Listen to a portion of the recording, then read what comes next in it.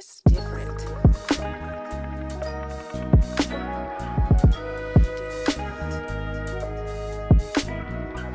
On March 11, 2020, the World Health Organization officially declared COVID-19 to be a worldwide pandemic. Thanks for joining us. The World Health Organization has now confirmed what many epidemiologists have been saying for weeks. The coronavirus is a pandemic. There are now more than 120,000 known cases in 114 countries.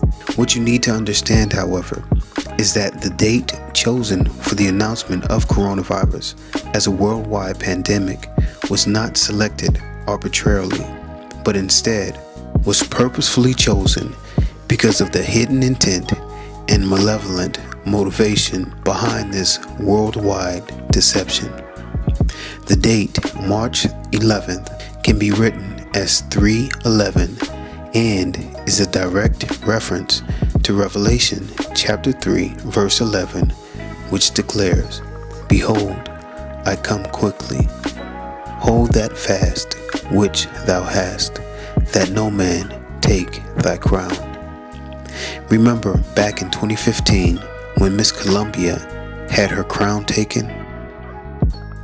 The obvious connection here is that corona means crown, right? But that is just the tip of the iceberg. It gets a lot deeper from here. First, let's take a closer look at the origins of coronavirus, or COVID-19. Did you know that coronavirus is actually connected to SARS, which means severe acute respiratory syndrome? On April 16th, 2003, following the outbreak of SARS in Asia and secondary cases elsewhere in the world, the WHO issued a press release stating that the coronavirus identified by a number of laboratories was the official cause of SARS. A pandemic due to novel coronavirus disease in 2019 showed many similarities with the SARS outbreak, and the viral agent was identified as yet another strain of the SARS-related coronavirus, SARS-CoV-2. The two are strains of the same virus. SARS-CoV-2 is a descendant of SARS-CoV. Remember I told you that Bill Gates had partnered with a Chinese lab which, according to the Washington Times, is connected to China's covert bioweapons program. Gates financed the research which enabled them to come up with a vaccine for coronavirus. Subsequently, the Wuhan Institute of Virology submitted a request to patent Gilead's coronavirus drug, remdesivir. We know that Bill Gates founded Microsoft, which uses Windows, correct? Here you can see the symbol for Windows, which, when we look closer, actually hides the Nazi swastika within it. Hitler and his Nazi regime instituted a practice called Eugenics, which means well-born or good genes, and is directly related to human DNA and the altering of that DNA. By definition, eugenics is the belief in the possibility of improving the qualities of the human species by the mass sterilization or termination of persons having genetic defects or presumed to have inheritable undesirable traits, while promoting the reproduction of those with more desirable traits. They are identified early, categorized, feeble-minded, imbecile, idiot. It would have been better by far if they had never been born. They had never been born. They had never been born. They had never been born. They had never. Back in March of 2017, Bill Gates gave an interview where he stated that the benefits of vaccinations include reduced sickness and reducing the population growth. $10 billion over the next 10 years to make it the year of the vaccines. What does that mean exactly? Well, over this decade, we believe unbelievable progress can be made both inventing new vaccines and making sure they get out to all the children who need them. And the benefits there in terms of reducing sickness, reducing the population growth. This is very important because back in 2015, the Wuhan Institute of Virology, which is connected to China's covert bioweapons program and is partnered with Bill Gates to bring forth the vaccination for coronavirus, published successful research on whether a bat coronavirus could be made to infect HeLa. Remember HeLa, as it is very important, and we'll come back to it in a moment. So, in 2015, a team from the Wuhan Institute, which is part of China's covert bioweapons program, engineered a hybrid virus combining a bat coronavirus with a SARS virus that had been adapted to grow in mice and mimic human disease. The hybrid virus was also proven to be able to infect human cells. Now, let's discuss HeLa, which is a reference to HeLa cells. What is a HeLa cell? A HeLa cell is an immortal cell line used in scientific research. It is the oldest and most commonly used human cell line. The line was derived from cervical cancer cells taken on February 8, 1951, from a so-called African American woman named Henrietta Lacks. Henrietta's cancer cells are the source of the HeLa cell line, the first immortalized human cell line, and one of the most important cell lines in medical research. An immortalized cell line reproduces indefinitely under specific conditions, and the HeLa cell line continues to be a source of invaluable medical data to the present day. There are three main differences found in HeLa cells from normal cells. HeLa cells are cancerous. A normal cell contains 46 chromosomes, where HeLa cells contain 76 to 80 total chromosomes. The DNA has undergone mutations, causing errors in the genome to accumulate as unchecked cellular divisions occur as well. HeLa cells grow unusually fast, doubling their cellular count in only 24 hours. They grow so fast that they can contaminate and overtake other cell cultures.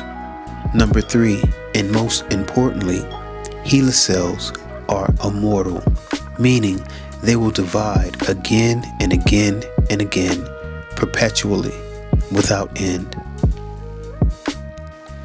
You may remember Oprah recently produced a movie about Henrietta Lacks. In this scene where a reporter who is trying to write a book about Henrietta is being taken to meet her surviving family members. Notice the crown sitting centered on the dashboard. This was done purposefully to subconsciously draw your attention to the crown, to connect HeLa cells with a corona or crown. While researching for this video, I came upon a study titled DNA Crown Cells, Synthesis and Self-Replication.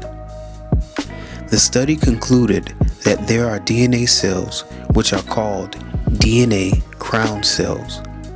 During this study, the scientists demonstrated that these DNA crown cells can self-replicate upon incubation in egg white.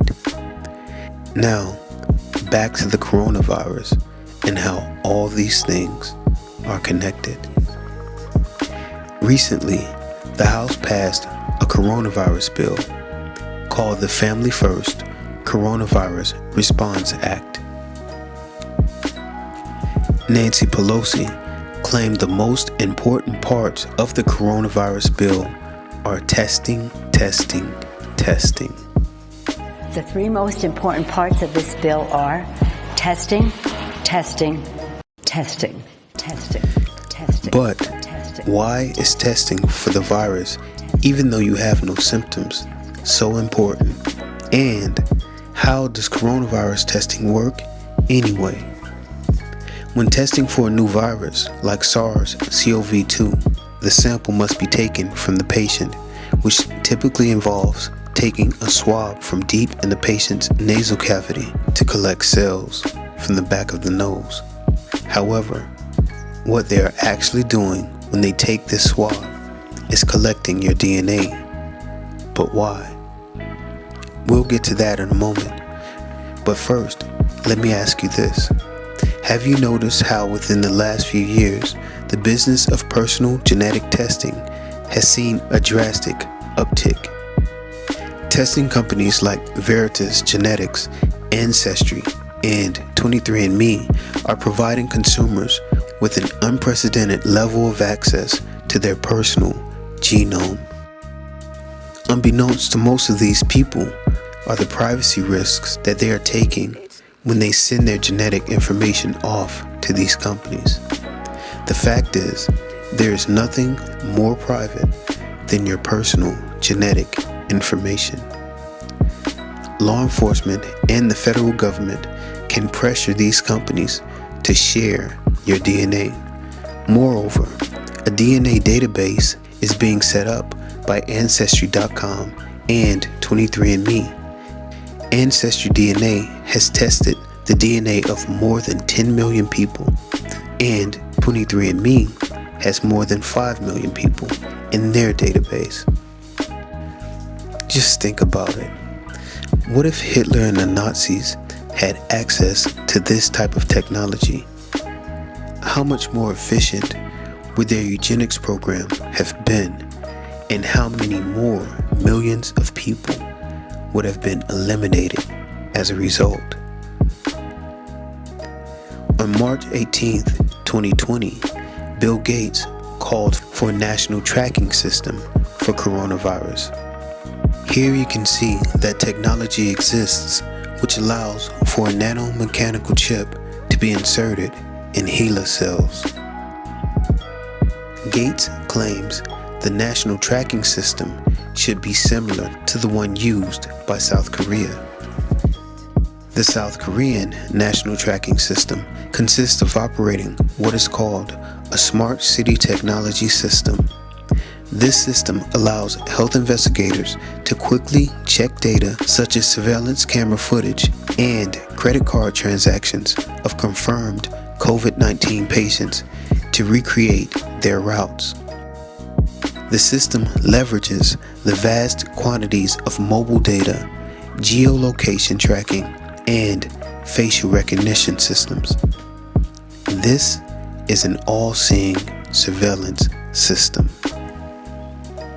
Gates continued by saying that in Seattle, the University of Washington is providing thousands of tests per day, but no one is connected to a national tracking system. We already know that the tests are swabs used to collect a patient's DNA, and now it will potentially be combined with an omnipresent, all-seeing tracking system also. I don't know about you, but this sounds a lot like the beginning stages of the implementation of the mark of the beast to me. But hold on, let's not forget about the importance of the collection of your DNA and the ability to alter or cause a mutation in DNA. If this vaccine is the product of a covert bioweapon program, an engineered hybrid virus proven to be able to infect human cells and mimic human disease, this would mean that injecting someone with this vaccine could possibly cause a mutation in their DNA, essentially corrupting their genes. Why is this important? Because the corruption of human DNA can be traced back to the fallen angels or Nephilim giants and the very first time God destroyed the world. Genesis 6:4 tells us, "There were giants in the earth in those days. and also after that, when the sons of God came in unto the daughters of men, and they bare children to them, the same became mighty men which were of old, men of renown. This is the real reason we are being told that so many NBA players tested positive for the coronavirus. The NBA represents the Nephilim giants found in Genesis chapter 6, verses 1 through 4. It becomes very clear when you put these players next to normal-sized human beings. In comparison, Noah's genes, or DNA, was uncorrupted. Genesis 6, 8 through 9 tells us, "But Noah found grace in the eyes of the Lord. These are the generations of Noah. Noah was a just man and perfect in his genes, or generations, and Noah walked with God." The Bible also tells us in Matthew chapter 24, verse 37, "But as the days of Noah were, so shall also the coming of the Son of Man be." Daniel chapter 2, verse 43 gives us another warning about the fallen angels mixing or corrupting human DNA during the end times as well. Curiously enough, in John chapter 2, beginning at verse 12, is the account of Messiah cleansing the temple. You know, where Messiah entered the temple and found people buying and selling there, so he drove them out. In response to this, the Jews asked him what sign he could show them that would convince them that he had the authority to act in that manner. Yehoshua answered and said unto them, "Destroy this temple, and in 3 days I will raise it up." Then said the Jews, 46 years was this temple in building, and wilt thou rear it up in 3 days? But he spake of the temple of his body. In speaking of the temple of the body, Messiah spoke of the building blocks of DNA, which make up the human cell and consists of 46 chromosomes. 23 from mother, 23 from father.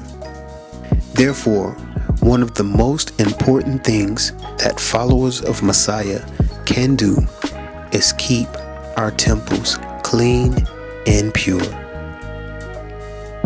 How do we do that? By not allowing any type of contaminant to enter our bodies, whether voluntarily or by force. We are told in 1 Peter chapter 5, verse 4, "When the chief shepherd appears, you will receive the crown of glory that will never fade." James 1:12 declares, "Blessed is the man who perseveres under trial, because when he has stood the test, he will receive the crown of life that God has promised to those who love him."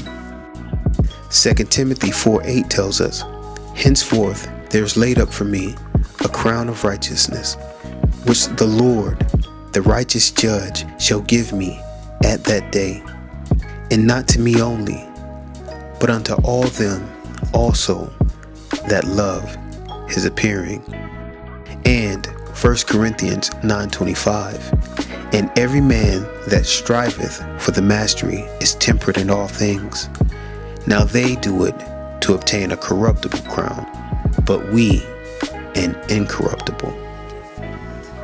The word incorruptible here is Strong's G862, aphthartos, and it means uncorrupted, not liable to corruption or decay, imperishable, and it speaks of the immortal or immortality.